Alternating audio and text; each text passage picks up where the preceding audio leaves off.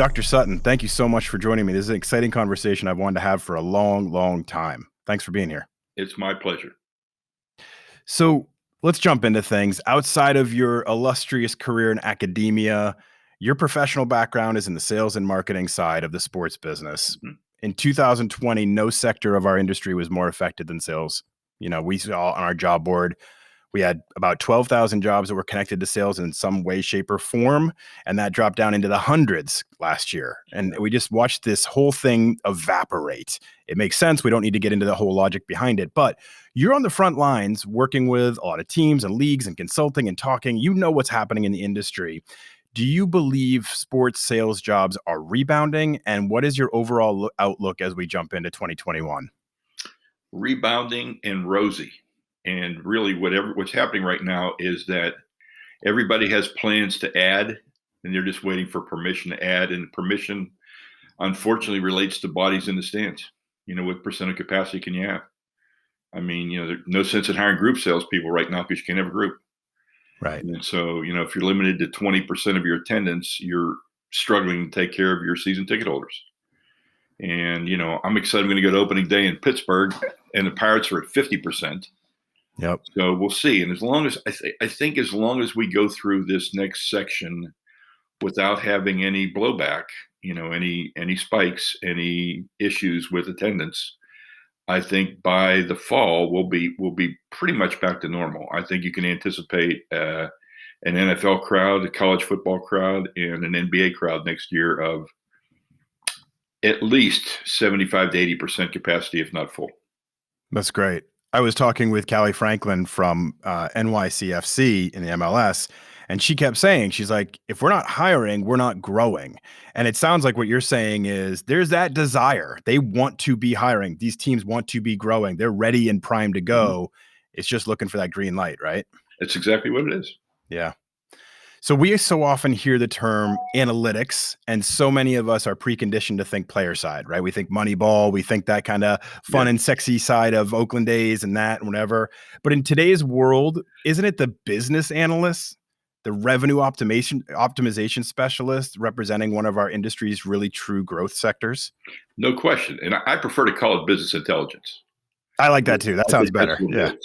Yeah. But the interesting thing for me is, I've taught for 35, 36 years, and I produced 3 general managers, none of which I could really take credit for. They were former athletes, and fortuitous things happened for them. So the odds of that happening aren't real great. I mean, you go to a graduate school or a business school, you're not learning the spin rate on a curveball. You're not learning how to evaluate talent. You're not learning how to do any of the things that a general manager would do. On the other hand, if you can understand algorithms and you can understand pricing models and you create demand models, there's a future for you. I remember when, an analytics department was usually 1, maybe 2. Now it's 8, maybe 12. So a lot more opportunity now and a lot more integration. I think when I really saw the analytics or the business intelligence start, it was on the ticketing side, and that's where it stayed. It was okay. What can we change the price to?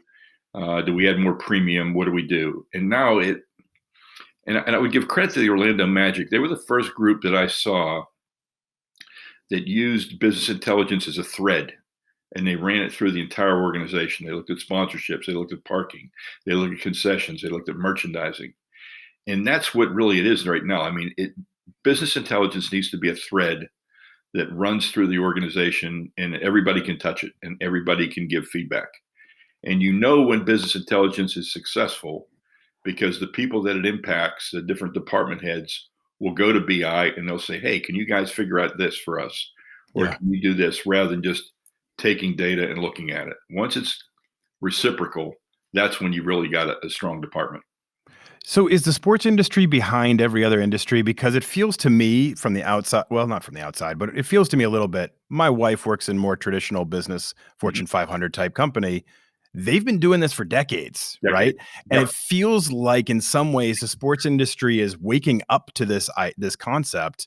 Why, in your view, does it take so? I mean, this is a multi-billion-dollar global industry, the sports world, the sports industry. Why do you think it took a while for us to start saying data should drive decisions and that thread should go through an entire organization? You know, Brian, I would say one of the things is how hiring changed. I mean, usually, if you look at 20 years ago, if you weren't in the sports industry, you weren't getting hired to have another job in the sports industry. You weren't hired. You weren't getting hired at anything other than entry level position.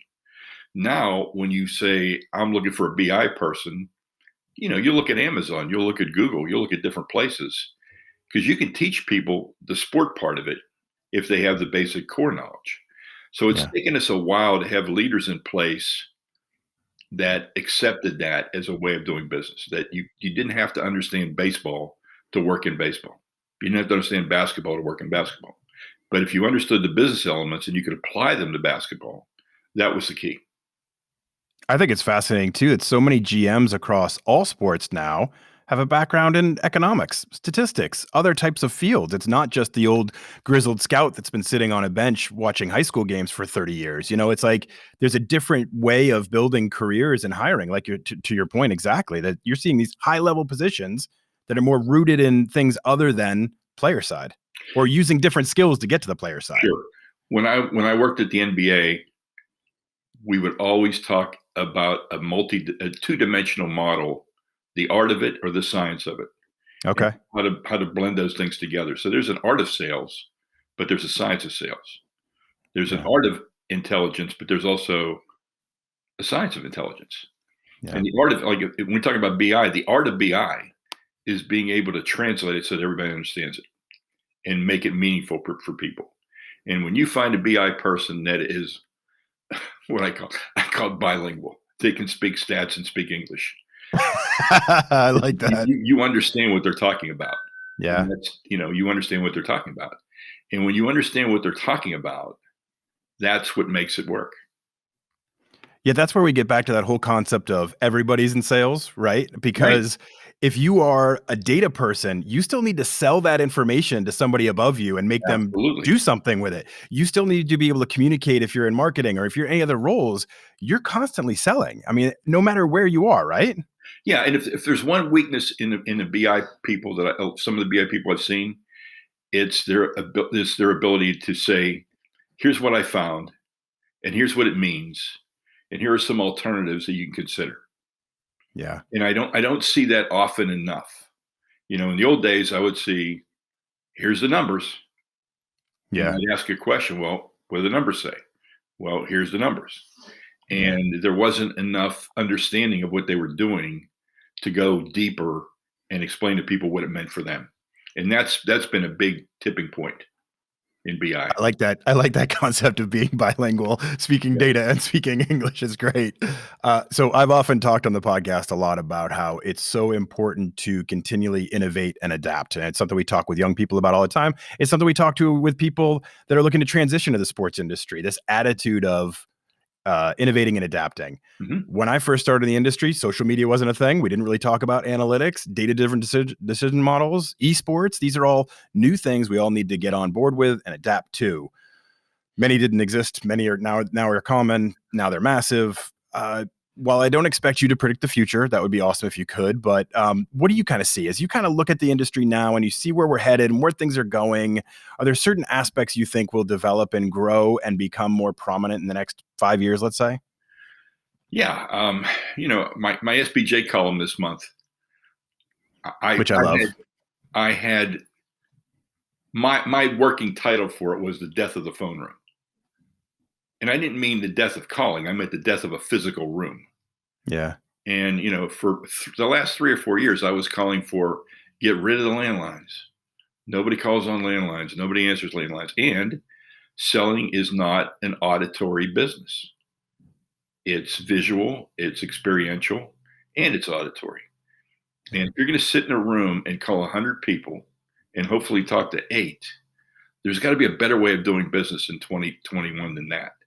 But you're also working for people that's how they grew up and that's how they were successful. So you have to understand that.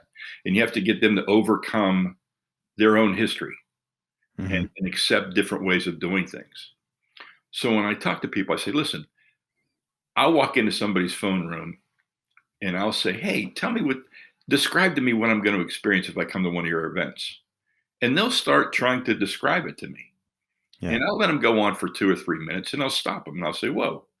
I said, it'll probably take you 15 minutes to explain to me what I'm going to see.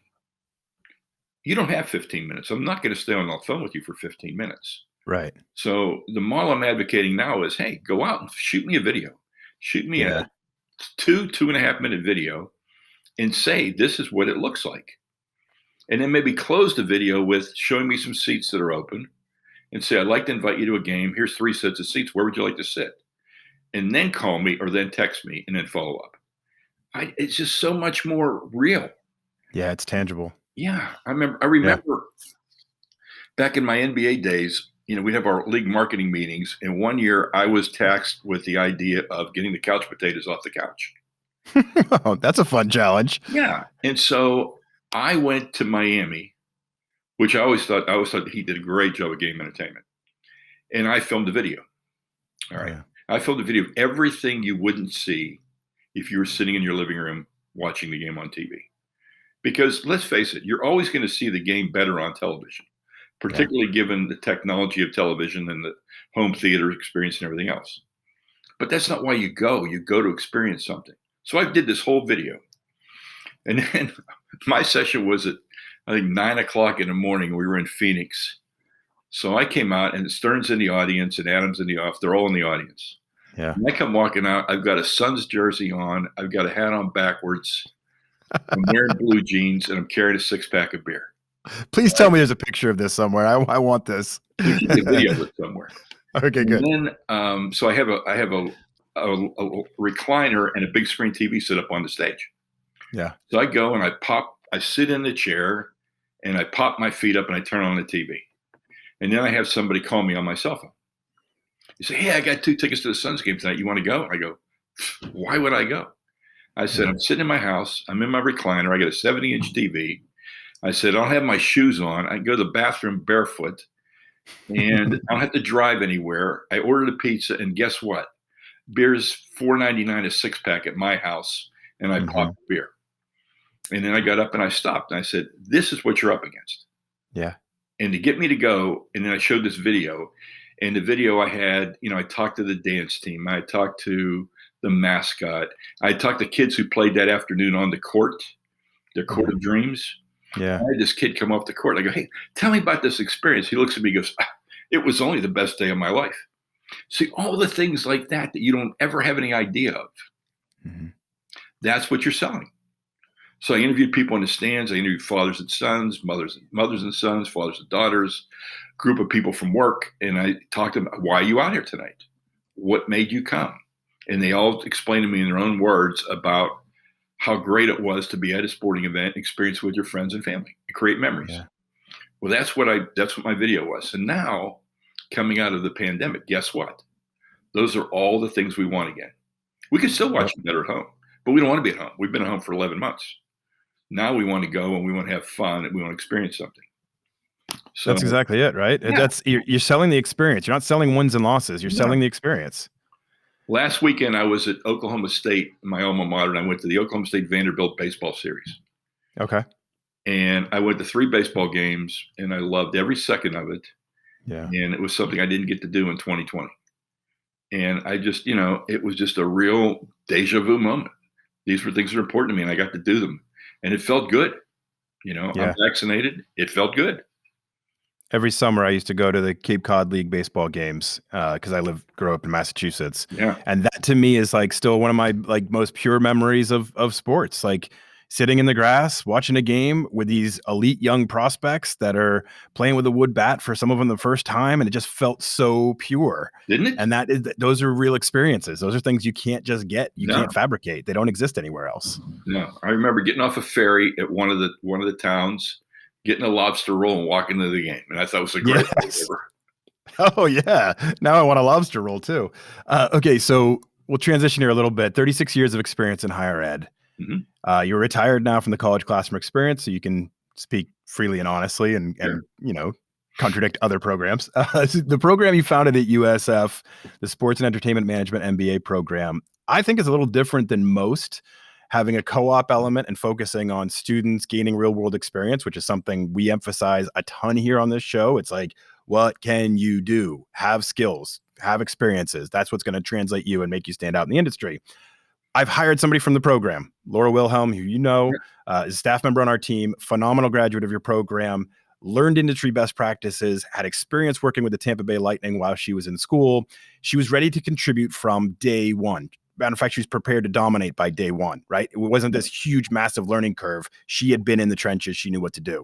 I'm not just saying this to laud Laura, who will probably be embarrassed after hearing this. I do want to say, though, why is this style of education the exception and not the rule in sports academia? I mean, how have we not translated this fact to the colleges and universities to say experienced, focused, not just the classroom? What are we missing? How are we not getting there? Well, one of the things, I mean, having been an academic for 35 years, you're not promoted or recognized by the dean or by the provost for helping kids get jobs or creating unique learning experiences.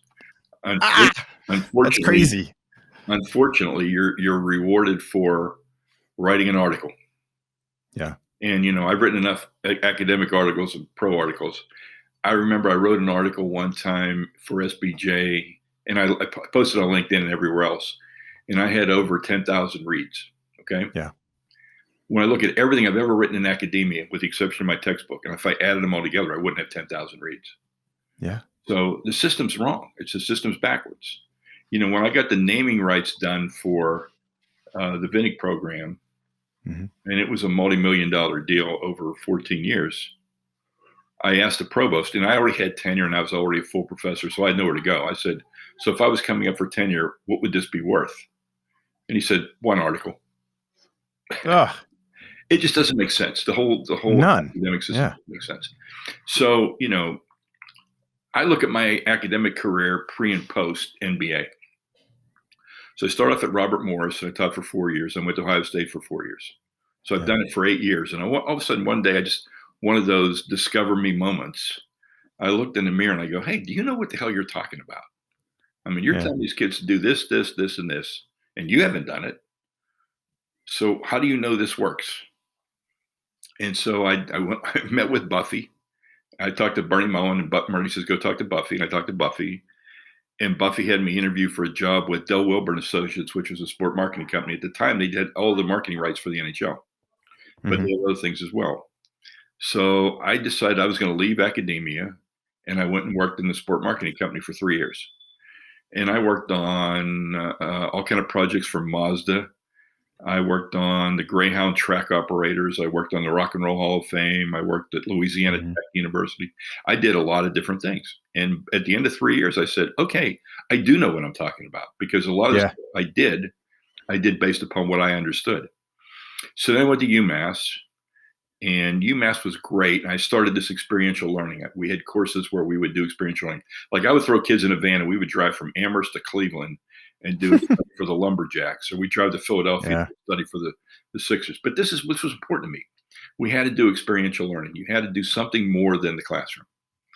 All right. Then I saw that start to take, and I saw the reaction the students had, and I saw the success they had. And we would do little things like I'd go to the athletic department and say, give me one of the baseball games. And we take over one of the baseball games, we'd sell sponsorships, and we'd have a kids' day, and we do everything to try and show them you do these things. Here's how you market your sport. Then I had the opportunity to go to the NBA and work for Commissioner Stern. And so I took my sabbatical from UMass, and, I was David's basically intern for a year. But I got to do everything. I get to help start Teambo. I started the NBA job fair. I started Stern Safaris. Everything that I had an instinct to do, we did. And you know what? Teambo was right. The NBA job fair was right. And the whole consulting with the teams and helping them improve was right. And so that was a real rewarding, validating experience for me. But I learned a lot too. Oh, yeah. Stern had one rule: no surprises. And no surprises meant no matter how bad the news is, you better deliver it to me. Yeah. And I still remember one You knew you were in trouble on Sunday night after The Sopranos if you got a phone call. I only got one, but I got to tell you, I tossed and turned for 3 or 4 hours after that. And then every subsequent week, I wasn't comfortable till about 15 minutes after The Sopranos ended, because he always watched The Sopranos on Sunday night. And Yep. if you did something that he didn't like, or he needed some information, or he heard something, you were going to get a call. That's when you're going to hear it. You're going to hear it. So, Yeah. I took all that to heart. I learned a lot of things. Then I went to UCF with Richard Lapchick. Mhm. And, we started these things. I did all these class projects. I was really big in experiential learning when I came back. And so my marketing class, basically, I divided the class into 5 groups. We'd have these 5 projects. And then I would use the funds from the projects to take the students every year to a different city as kind of a networking trip and let them experience some things. So that was a really good experience. And I liked what I was doing at UCF, and I was real happy there. I got a call one day from Ralph Wilcox, who was the provost at USF, who I've known for years. And I talked to Steve Griggs, who had been at the Magic when I was in Orlando, and I was at the Lightning. And Ralph said, "Come on down. I want to pick your brain about starting a program at USF." I said, "All right." So I get down there and I start talking to Ralph, and he starts laying out to me this sponsorship that the Vinnick Group, Jeff Vinnick and Todd Lightwick and Steve Griggs, had gone to the university saying, "Hey, we want to create a sport business program that's different than others and unique. And we want the kids to be working at the Lightning and taking the issues that the Lightning face and take them back to the classroom, and then take what they learned at the classroom, bring it back to the Lightning." Yeah. We start talking about all this, and it sounds great to me. And he said, "Wow, what do you think?" I said, "Man, that's a great gig." He goes, "Would you be interested?" I said, "I'd be crazy if I wasn't." Right. So I decided to go there, and my goal was, what I had seen over the years was 2 things that bothered me. One was placement, and I've always had the philosophy that if you give me 2 years out of your life, you're committed. You're putting yourself in my hands for 2 years, whether it's you or your parents or whoever it is. You're giving me 2 years of your life. I have a moral obligation to do everything I can to help you get a job. That's me. That's where I came from on this. And the other thing I thought about was, I've had kids have a hard road taking a job because they're in debt. Yeah. I wanted to minimize the debt. So the debt and placement. And so that was my goal. So with the co-op model, and, being in Tampa was phenomenal. I mean, you couldn't do this program in small non-urban markets that have limited opportunity. I mean, you could do a mini version of it, but you couldn't do it to the extent I could do it at. So I could have somebody come in, and I could tell them in a year they're going to be exposed to the NHL, Major League Baseball, the NFL, the Sports Commission, a professional golf tour, Feld Entertainment, and then whatever the Sports Commission happened to bring in, which was either the college football playoff, the Super Bowl, the women's Final Four, the all kind of different things. So we were able to create this unbelievable experiential learning program. And then when kids left, they had actually worked. So they weren't walking out of an internship. They'd been there for a year, and in some cases 2 years. They walk in with really valued experience. If they were in sales, they had already sold for a year. They knew how to sell. If they were in event management, they'd managed some serious events. If they were in digital media, they'd seen some serious assets and work with. If they were in sponsorship activation, they actually activated sponsorships. Yeah. So that was the model. And so we had a program that started in 2012.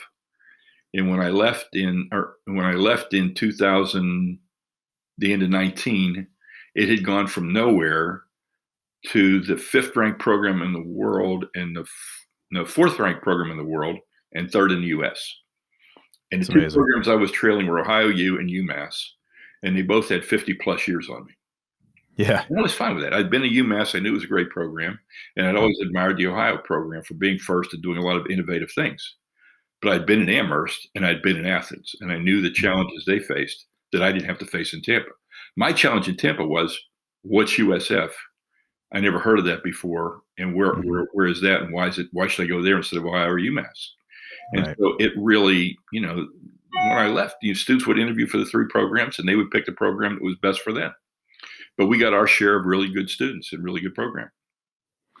Yeah, it's clear. And I want to lean into that concept you brought up earlier about placement, because I do think that's one of the most interesting things those of us in this world have to deal with, is helping guide somebody towards where they fit, where their skill set lines up, where their personality lines up, where they're culturally a right match. You guys at USF were ridiculously effective at placing people. Your students graduated and got jobs and were doing things that they were really into and enjoyed. What was your kind of approach to finding that right career fit for people, for each student, and then getting them set up in places where they could grow and thrive and succeed? Okay, well, this is my non-traditional background, where I was never just an academic. Yeah. So even when I left the NBA, I had my own consulting practice. So I was working with about 9 or 10 organizations throughout the United States.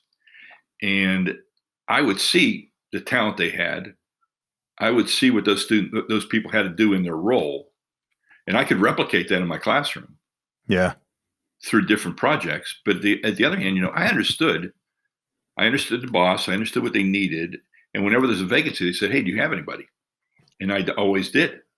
So for the 7 years I was there, we had 100% placement, which is ridiculous. That's crazy. It's great. But I got to tell you, Brian, again, I wasn't writing articles. And I told them when I came in there, if you want me to build this program, I said, I don't want to be evaluated like a traditional faculty member. I'm going to do this, this, and this. If that's good enough for you, then I'll come. And so, you place 100% of students. When you walk in we had a graduation ceremony every year. We had a brunch, and the parents would come. And, when you can look a parent in the eye and know that you did what you said you were going to do, and it's a big feeling. I remember one of the highlights of my whole 36 years is that I had a student, and I'll even name him, Marshall Williams, came to me as a referral from a friend of mine I used to work for in Stillwater, Oklahoma. So Marshall was a high school quarterback, played at Stephen F. Austin, transferred to Oklahoma State, got hurt, never played. So he was working at the Stillwater Country Club to pay his way through school. My friend said, hey, you got to meet this guy. So I come down and meet this guy, and I got to tell you, think about the stereotypical Texas high school quarterback, about 6'5", good-looking guy. Yes, sir. No, sir. Yes, ma'am. No, ma'am. And I thought to myself, wow, I know I could place this guy. Yeah. Sitting with him, and we're talking. I'm telling him about grad school, and he goes, well, where do you see me fitting? He goes, I said, honestly, I could see you working in sales for the Cowboys. Yeah. And so that was our conversation before he came to grad school. So as he went through, I'm saying to myself, you know what? I nailed this one. This guy's going to work for the Cowboys. So I reach out to my friends, Chad Estes and Doug Dawson in Dallas. And I said, listen, I got a guy that will be perfect for you. Yeah. And so, I had him start interviewing and doing different things. And, then I said, can I bring him down and we can meet? And so I brought him down there and he interviewed, and we were staying for the game on Sunday. It was a Thursday night game. So we were staying for the game on Thursday night, and we invited Marshall's dad and his brother to come to the game. So we're up in a suite with me, Marshall, his dad, and his brother. And Doug comes in and offers him a job. Yeah. What a moment. Yeah. I'm emotional now just thinking about it, because I saw that. But I knew, and I don't expect a lot of people to know, because they haven't done the things I've done.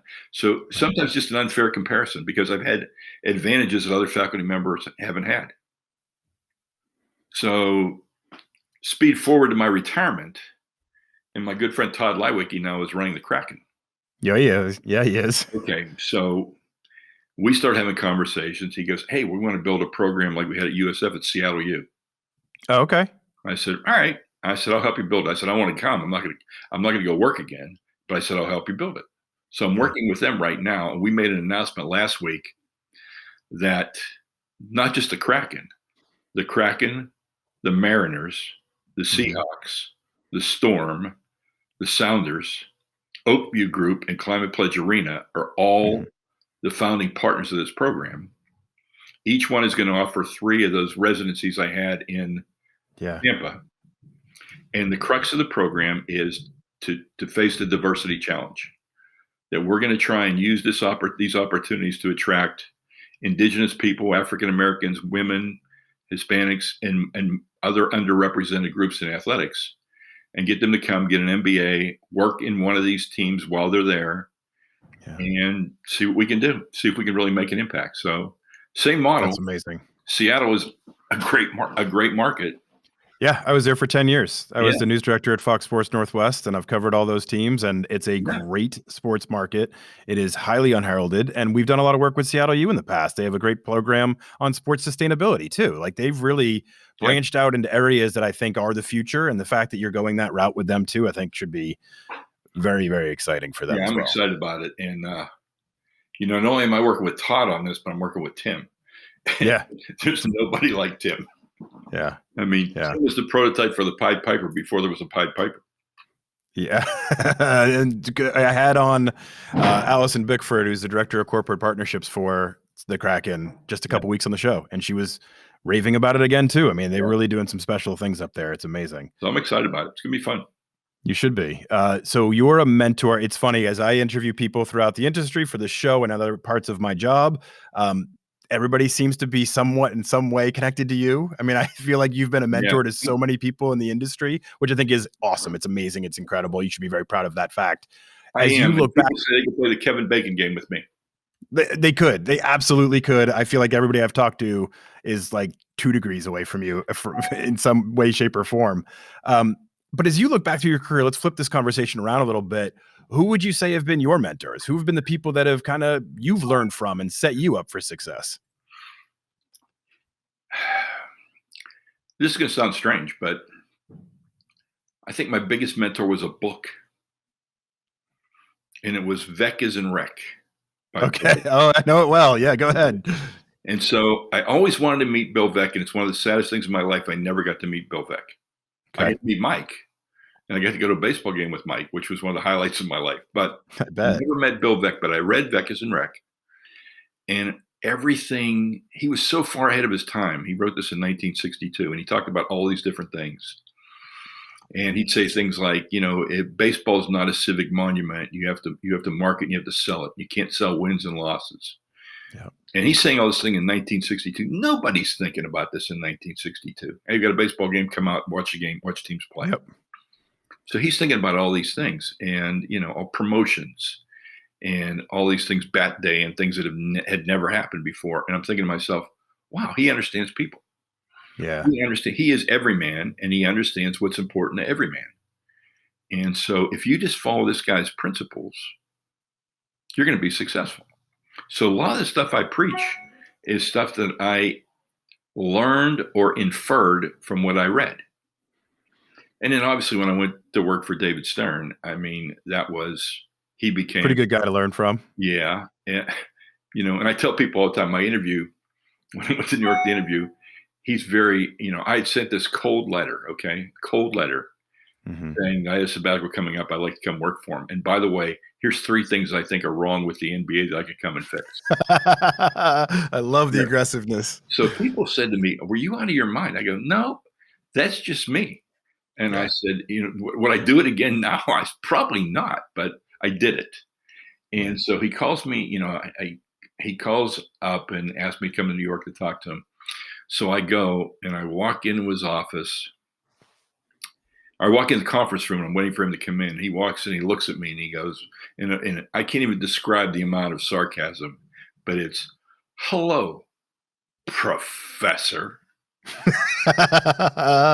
And I said, put you back on your heels a little bit. Yeah. Oh yeah. Oh yeah. Yeah. He wanted you to know who the alpha in the room was. There was no question. He goes, I only have one question I'd like to ask you, professor. And I said, what is it? And he goes, what's my job? And Brian, I got to tell you, I knew what the answer wasn't, but I had no idea what the answer was.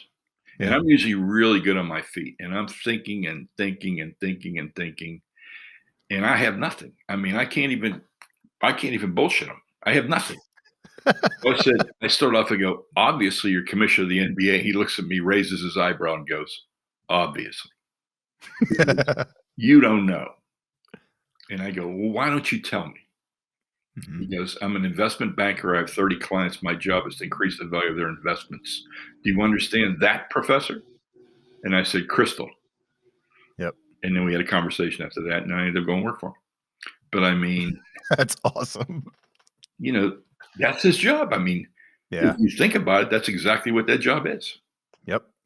Yep. But He knows exactly who he reports to. yes, he does. Yeah. Yes, he does. And it wasn't you in that moment.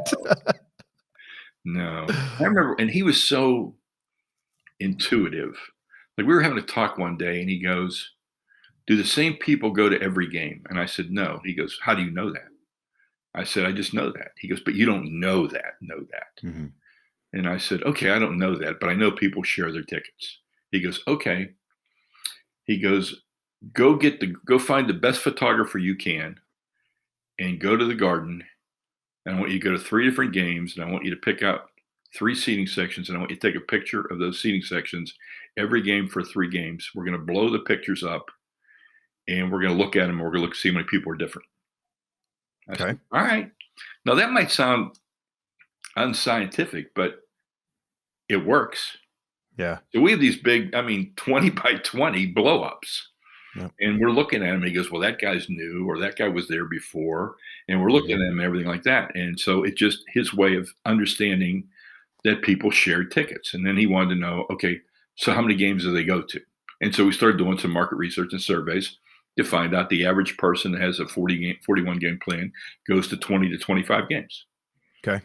and then shares tickets and does whatever he is. Now I would tell you that he's a broker, 'cause whether you're a formal broker or not, Yeah. you're not going to go to every game, so you're going to sell tickets. Now, the funny part about that story is he said, go find the best photographers in the world. I went down to the Time Life building to Sports Illustrated. Yeah. I came back and I said, I got a photographer. He goes, where did you go? I said, the Time Life building. I got something from Sports Illustrated. He goes, oh, you don't know anything. He goes, the best photographers in the world work for me. They're in NBA entertainment. So he used it as a learning lesson again. He was always teaching. Yeah, when I say the best, I'm talking internally. Yeah, Yes. because I hire the best. Yeah. Yeah, he was letting it be known too. I love it. So, okay, this dovetails perfectly then into this conversation on leadership because it's something that really fascinates me as well. One of my mentors, a former boss, told me and used to say all the time that his job was to hire people smarter than him who Mhm. could do things better than him in areas he was weak. And it's kind of stuck with me forever. Like whenever I hire, I look for people that have skills that are different than mine and that are likely have a higher ceiling, Yeah. you have to be, to me, you have to be willing to allow other people to be better than you at times. That's totally fine. That's great. You have to be able to handle that from a self-conscious standpoint, from your own confidence standpoint. Yeah. So you've worked with teams across the entire spectrum of the sports industry. In your view, what makes a good leader? How would you define it? And how does that directly relate to organizational success? How important is leadership as you really break it down within an organization? Well, it's critical, but it's critical at 2 levels. It's critical at the president level, and it's critical at the owner level. Yeah. Okay. The owner level, the most successful owners I've seen are the owners that are so successful that they hire talent and they let the talent do their job. Yep. And they're not involved in the day to day of the team. Okay. They're not. They're informed. They can discuss, but they don't make the decisions. They trust the people that they hired to make the decision. Yeah. All right. At the presidential level, it's exactly what you said. Am I comfortable hiring people better than me? Hmm. And if I'm not, then I got a problem. So you look at teams that have had a lot of turnover, and there's like one that doesn't have a name in the nation's capital that had a lot of turnover. Now they Yeah. just brought in a new president, and this guy is phenomenal. Yeah. Night and day difference, light years difference, and he's attracting a lot of talent and getting a lot of good people in there, and he's going to be very, very successful, Hmm. unlike his predecessor. Right. But you have to be comfortable knowing that people are better than you. And one of the best people I've ever seen as a leader is Scott O'Neill. And I worked with Scott at the NBA, and I've worked for Scott as a consultant. And the thing about Scott is that he wants the best talent there is. Yeah. It's talent is the trump card, and if you have the best talent, you're going to win. So, oftentimes you'll interview someone, especially if you're not in a real good situation, and you'll say, yeah, you know what, I'd like to hire this person, but they won't stay. And, so I don't want to do this all over again. So I won't hire this person, I'll hire somebody else. And Scott's philosophy was, if they stay for 6 months and they make me better than I was, then that's the hire I need to make. Yeah. And it's woe on me if I don't want to, do it again. And maybe my next search will be easier because this person made it better. There's not a lot of people that think like that. Mm-hmm. But you surround yourself with the best possible talent, and then you stay hands off and let them do their job. Because if you did your job and you hired the best talent, you shouldn't second guess your own people. And when you have it, we see organizations that, and I've worked with some over the years, that second guess their people and are involved in day to day, and people feel they don't have the opportunity to make a decision, and so they're not confident in what they do, and they don't hire well, and it trickles down. I mean, Yeah. when you hire well as a leader, you're always going to have talented people that want to come and work for you and do different things. Mm-hmm. It's if you are afraid to hire somebody better than you because you don't want to get passed up or you don't want somebody to push you out, you're not going to be successful. No, because you become the ceiling then. Nothing is ever going to get above where you're currently at, and Hey, you're putting Brian, a a lot of cap times on I say you everybody. become the floor. It's Yeah, even worse than exactly. that. Yeah, yeah, Yeah. and it's so hard. I think it's a hard thing for people to reconcile with that. Leadership a lot of times means letting go of your own ego too, Yeah. and allowing other people to not micromanaging, not doing more, not touching more and manipulating more and trying to be involved in everything. It's letting go and letting people thrive, letting people grow and lead. You don't want people to feel stifled to make decisions. You don't want people feeling like they have to look to you to make a choice. You want to embolden people to make choices and to grow. And a lot of people out there can't do that. They No. really can't. It's hard. And it's challenging. I mean, when Scott moved from president to CEO of the Harris Blitzer, that was a Yep. real hard move for him because Yeah. Scott Big loved to change. be in the day to day. He Mhm. loved to be in the moment. He loved to be in day to day. He loved to walk through the sales floor and do different things and be Mhm. present. And for him to let go, that was really difficult. And I'm really proud of him. He's done a really good job. But again, because he hired such great people, Yeah. he was able to. It was just, I'm not saying he wasn't able to. It was just hard because his heart was there. That's where he started. He loved the phone room. He loved those entry level people. He wanted to treat them as well as anybody else. Yeah. And so, but he learned that it was time to step away and think about other things. Yeah. So you're someone who's obviously very connected in the industry, and a lot of that comes from your long-term experience, the different jobs you've had, the different locations you've worked at, the people you've worked with who've gone on to work at other places.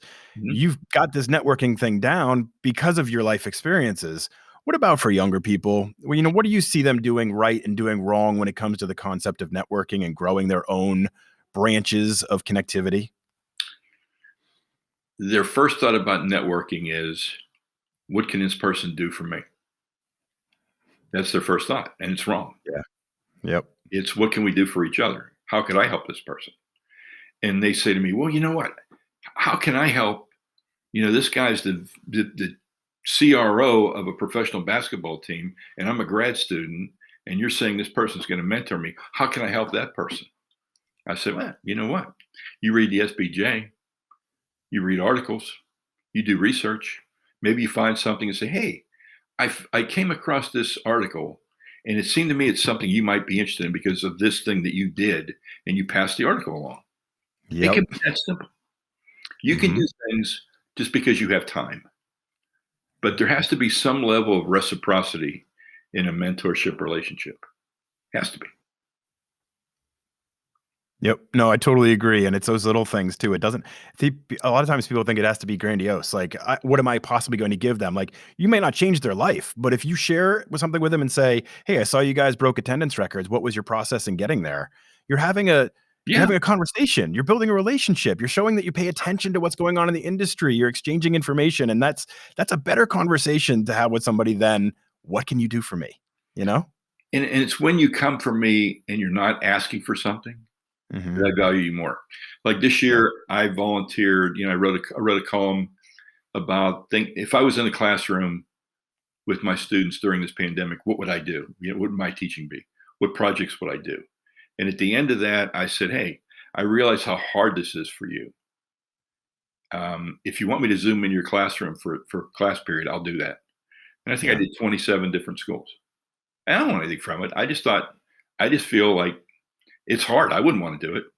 Yep. You know, I don't think I would have enjoyed being on Zoom 8 or 9 hours a week every week with my class times whatever how many classes I have. Yep. And then the same thing I with do. clients. I know you can't pay me, but listen, it doesn't mean I'm not interested in you. I said, Right. how can I help? What can I do? I said, you're my client, whether you're writing me a check or not. So Yeah. what can I do? How can I help? And so, what do you value? I mean, I tell people all the time, I only work for people I like.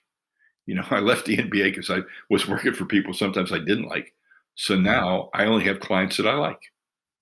And so I feel vested in their success.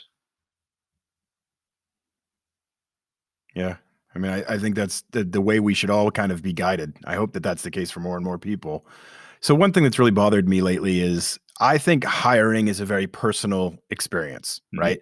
I want to see and talk to that person. I want to have an exchange. I really want to look through their information. I want to understand how they fit. I want to know what makes them tick. Like I want that personal interchange. Yes. And yet in our world, so much of technology has stripped that away. Like we get more applicant tracking systems, we get more keyword filters, we get more matching technology.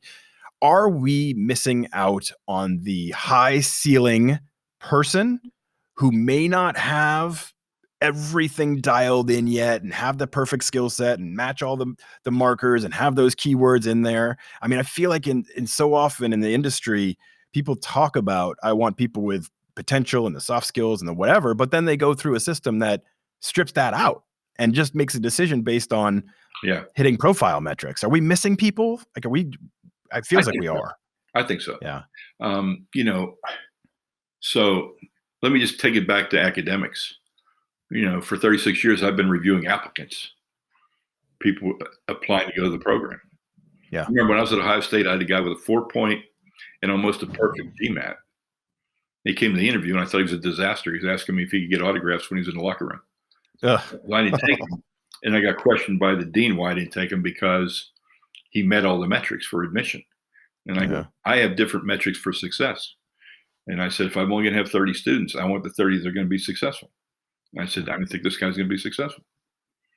So when I went to UMass, we always did personal interviews. UCF, we did personal interviews. And then when I went to USF, I added a step and I added a video to the application process. And I said, do a video telling me about you and why you want to come to grad school, what you think you're going to get out of it. But tell me something about you. And I had, if you think about it, on paper, that's one dimensional. I'm going to see what you've done. It's the old Jackie Robinson thing. I look at the dash, 1972 to 1976. What happened on that dash? What did you do between 1972 and 1976? But this video gives you an opportunity to bring it to life. So I had a young woman in the second class, and she worked at Busch Gardens, and she was in the entertainment industry. So she filmed her video at Busch Gardens, and she said, I've been trying to figure out my life. Sometimes I feel like I'm going around in circles. And she was in a ride that was going around in circles. Okay, good. My share of ups and downs, and she's on a roller coaster.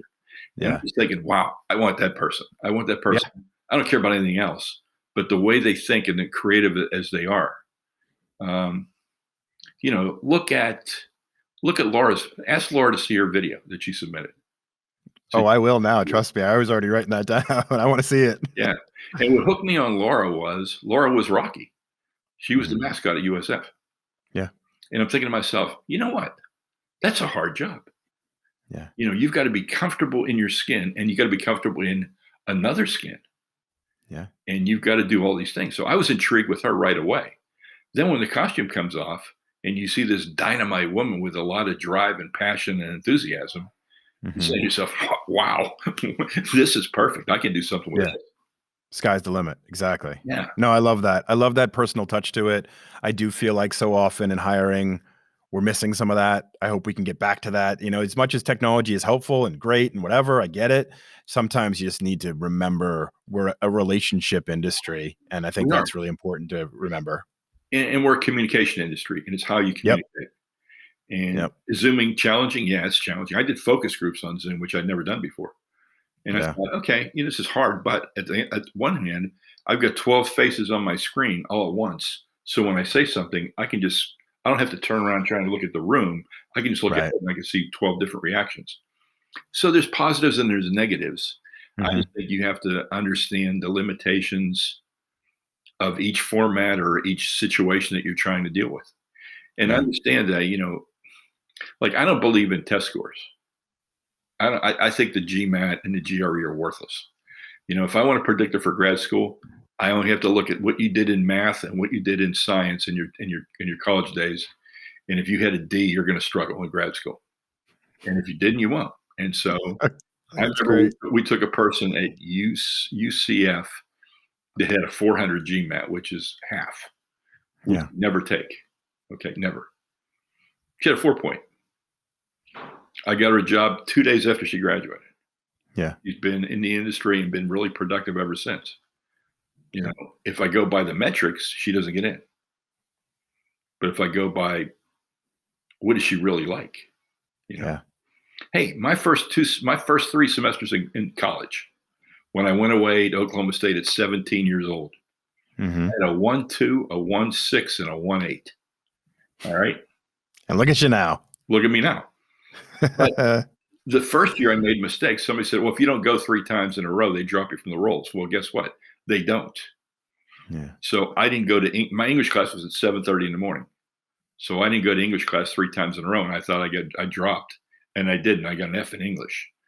And the next semester I took the advanced standing exam for English and passed that English course, the next one and the next one. So I got 9 credits off of a test. It wasn't I was stupid. It was I was stupid and I listened to somebody when I didn't know what it was. Trusted the wrong person, right?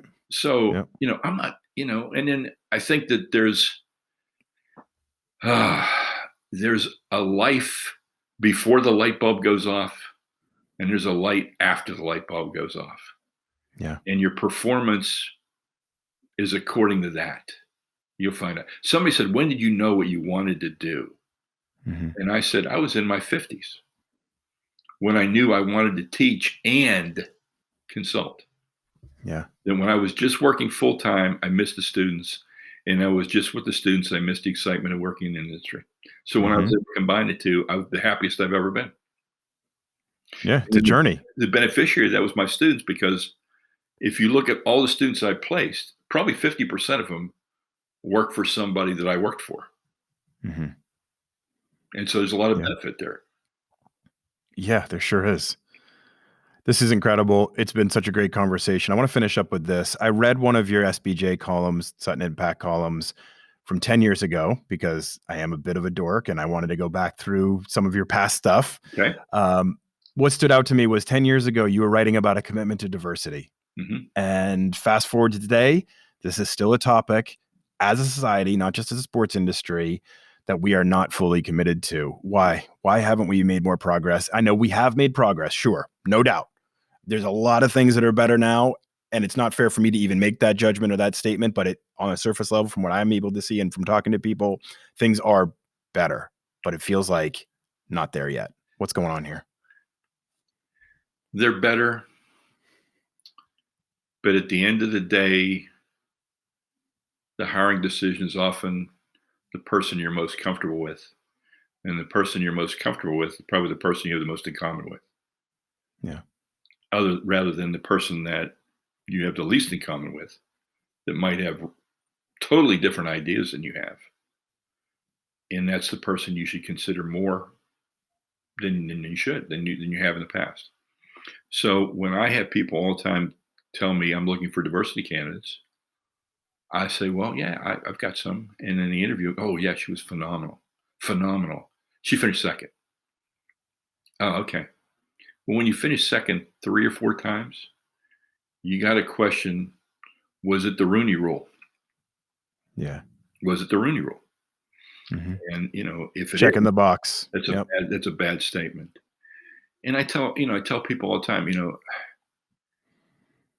when you hire true diversity, you're not just looking at the team photo. You're looking at team ideology. You're looking at somebody that's going to come in here, challenge your thinking, offer you a different perspective, and you've got to be comfortable with that. You can't just say, "Yeah, look at the team photo here. Look how diverse we are." Yeah. If everybody went to the same colleges, how diverse really are you? So if you hire somebody that went to, like I loved the fact this past NBA All-Star game, they were tied into the HBCUs. Yep. Love that. Yep. Yes. And I had a student at USF one year. He was the diversity. Okay, one kid that went to Howard. Yeah. And it affected me and my faculty dramatically, because to go from an HBCU where everybody looks like you to come into a class where nobody looks like you, we all got that message. Yeah. We got that message. And so our recruiting changed, and what we did changed. And this whole thing in Seattle is going to be the same way. We're tied into the HBCUs, and we're going to recruit the HBCUs, and we're going to recruit other schools as well. But, if you really want diversity, you got to take a chance sometimes. I mean, the diverse candidate might not match up to exactly what you have, but if you want diversity and you see the potential of the person, go with the diversity and coach the person up, and you're going to be better off. Yeah, it's proven. I mean, data proves it, that diverse workplaces are more productive workplaces, period. So if you need a business case, if you don't want just an emotional, like, morality case, use a business case. Who cares, right? Yeah. If you can make the argument clearly that these diverse workforces are more productive, they're greater environments, they're better culture, they're more endearing, and that works. Like, there's millions of reasons it should happen, and none I can think of that it shouldn't. So I don't know. It's just the direction we need to continue to push. And the factor that exacerbates diversity hiring is a PR nightmare. It's a blow up. Something bad. You did something wrong. You did something bad. You made a bad decision, and now you're gonna look at diversity to help rectify it. Right. Look at the Ray Rice situation in the NFL. It's all reactive. The quick punishment that was meted out. You have to say to yourself, I wonder if there was a woman in that room helping to make that decision. Yeah. You have to ask yourself that question, because it was a bad decision. Yeah. So what happens afterwards? You hire some women to get some diversity, and you do that, but you didn't have to make the mistake in the first place. Mm-hmm. If you were really interested in being a great organization and being really representative of the population that follows your games, then diversity is going to be natural. It's not going to be something you have to do. It's going to be something you do. Yep. And that's where we have to get. We have to get from something I have to do to something that's something just done. We look at everybody and see who we're going to have. I love it. It's a great way to end this conversation. Thank you, Dr. Sutton, for coming on. We've covered a lot of topics here. I think this was a really meaty conversation. I hope we can do it again sometime, because I think we probably could probably dig into some more topics, don't you think? Oh, I'd love to. Thanks, Brian. I really appreciate it. Thank you.